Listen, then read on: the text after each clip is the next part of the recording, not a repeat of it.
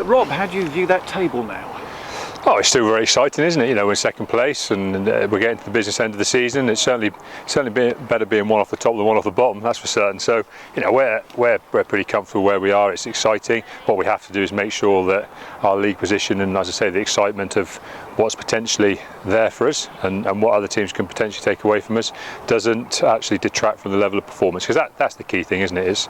It's about us just really concentrating on our level of performance and making sure that, you know, whatever happens over these next 4 games, we at least, you know, are very proud of what we've put out on the rugby field.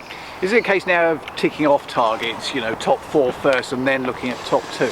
Yeah, I think the trouble is, I think they go hand in hand, don't they? I mean, the reality is, for us to guarantee top 4, we have to win games of rugby. If we want to get a home semi-final, we have to win games of rugby, and you know, we've got 2 home, 2 away, and first and foremost, you've got to target those home games, and so this is obviously a game that we have to target if we have ambitions for either.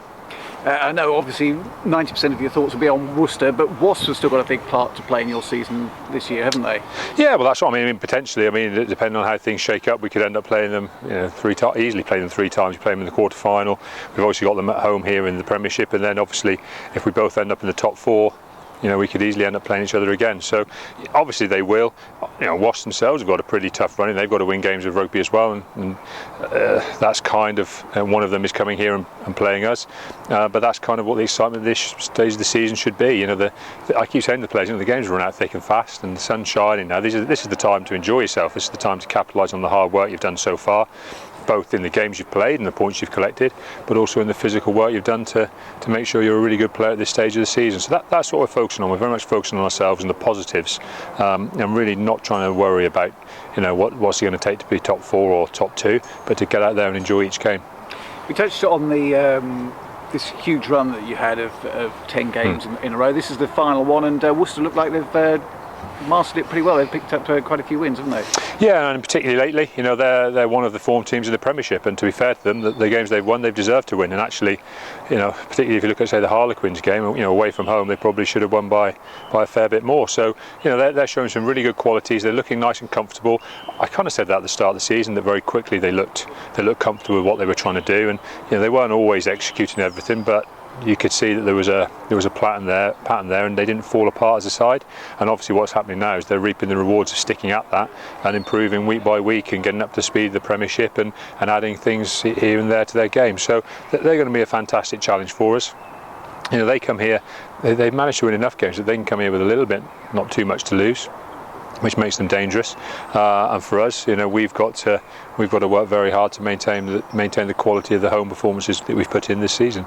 And when you talk about the importance of the team going out and enjoying themselves, how easy or difficult is it when there's just that little bit of added pressure with where you are? Well, that's it. That's the sport, isn't it? That's what adds everything to it. When I say enjoying ourselves, you know, it's pretty hard to enjoy hurting yourself like you have to do if you're a professional rugby player. But what I kind of mean is not spend the day worrying about the negatives and the bad things that may happen, you know, if you lose the game or if other teams win, but more about what are you going to do to make sure you walk off the pitch and you're very happy with the performance you've put in, and you're happy with your contribution to the team, you know, and you know that you've applied yourself very well and you've done the best for yourself. Because the reality with sport is every one of our lads can walk out there and play the game of their life. You know, that's what sport should be about.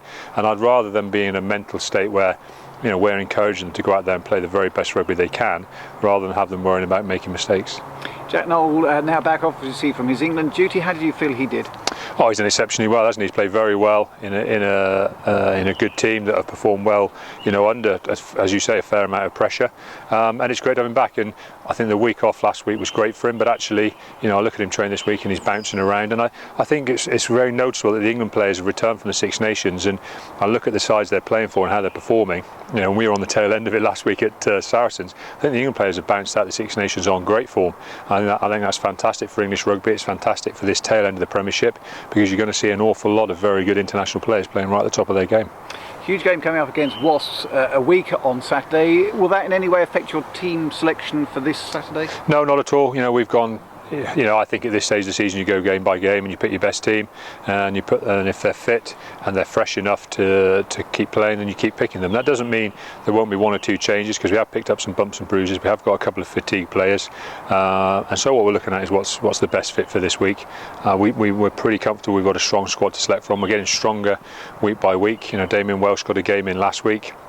Mitch Lees is fully trained this week, obviously knows he's back, and so, you know, as I say, little by little, we're looking stronger and stronger. Any news of any ins or outs? Any ins or outs? Ins or outs? No, not at this stage. You know, we're only looking at possibly one, maybe two players anyway to add to the squad, and they're players that we don't necessarily need to be a strong squad, but they're people that if we can add the right level, could still add things to us a little bit. So there's no particular news at the moment, and when there is, as always, you'll be the first to know. Thank you, Rob. Rob, you talked about the Saracens game, and having reviewed it now, you weren't a million miles away from being in that game, were you? Yeah, it's strange really, because I think at the time the team, you know, and the boys on the pitch, and maybe as a little bit as coaches, felt that we were a little bit further away in performance levels than we actually were. And I think it was quite, I know it sounds a bit odd, it was actually quite pleasing to review the game in detail, because I could kind of see where we went wrong. We were actually massively enthusiastic as individuals to have an effect on the game, and I think that ultimately led us down a dangerous path, and ultimately led to a little bit of an issue for us, particularly defensively, where we actually got broken through the middle 2 or 3 times, which is actually quite rare for us, and that came from actually just a few too many guys wanting to get into too many breakdowns and then wanting to make the next tackle, and we got very bunched up, very tight, and that actually led to us creating a fair bit of space for Saracens to run into. They did it very, very well. They put in some very good offloads, and some of that, obviously, some of their strong carrying was very good and gave them momentum. But I think ultimately we probably, as we reviewed it, a little bit disappointed in what we put together as a team. It was very hard to actually criticise the guys individually for what they wanted to achieve on the day. And I'm quite pleased with that in hindsight, because obviously what that allows you to do from a coaching perspective and from a team perspective is just redirect that energy a little bit and just try and make it a little bit more efficient, and make it a little more accurate, and then obviously, you know, that should hopefully make us a bit more clinical, a bit more complete side.